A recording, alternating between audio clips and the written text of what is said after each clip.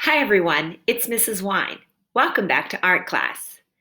This week, you will be starting to create your own artwork inspired by Pierre Mondrian. This is the video you should be watching if you are choosing crayons to draw and color your Mondrian-inspired artwork. So if you want to create an artwork with construction paper or with paint and crayons, make sure you are watching the correct video. If you plan to draw, this is the video for you. So let's get started. This week, you will be choosing your materials and starting your artwork. And for you, you will be starting your artwork this week with lines and shapes. But before we start, let's do a quick review of Mondrian's artwork.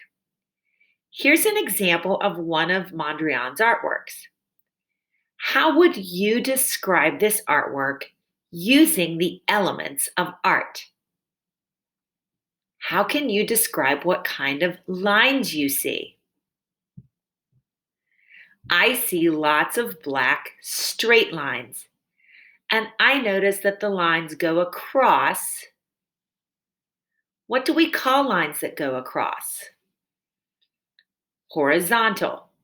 I also notice that the lines go up and down. What do we call the lines that go up and down?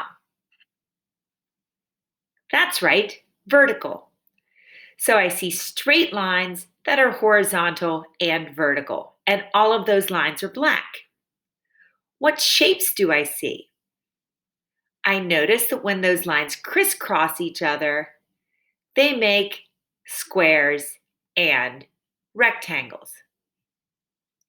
And what colors do you see?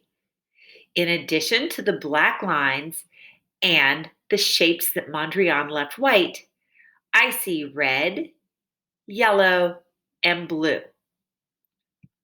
Red, yellow, and blue are called the primary colors. Do you remember the primary color song that we learned in kindergarten? You can go back, and I've linked that video here. You can watch that video to help you remember the primary colors.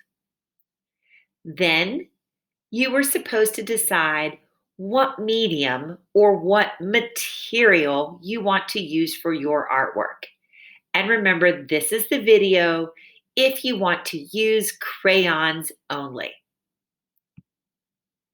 So the first thing you need to do is make sure that you have watched the demonstration video so that you see all the directions step by step of how you could create this artwork.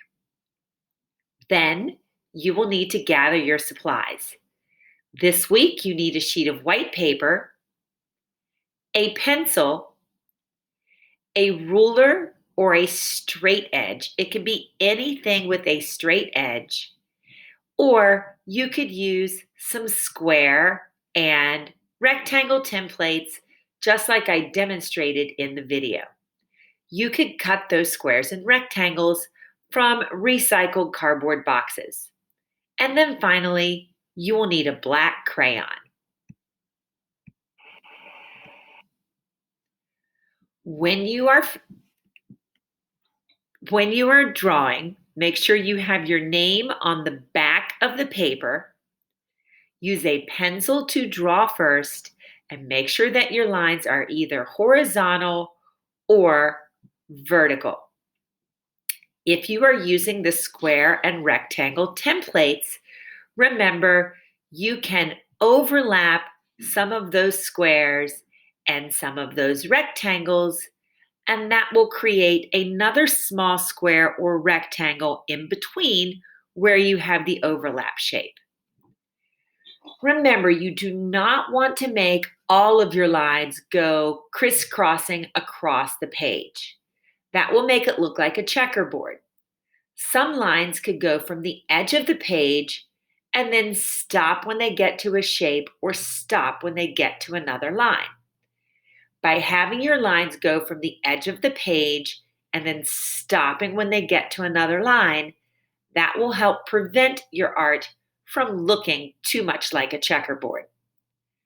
Then, once you have a nice arrangement of lines on your page, you want to neatly trace them with black crayon. It doesn't matter if you press really hard and go back and forth over those black lines to make them very thick, or if you keep them thin. But here are two finished examples of what your artwork might look like when you are finished this week. If you want me to take a look at your artwork and give you feedback before we move on to next week, don't forget to ask a grown-up to help you take a photo and then send that photo to me in Google Classroom or on Dojo. I can't wait to see the lines and shapes that you create inspired by Mondrian. I hope you have a wonderful week, and as always, keep on creating.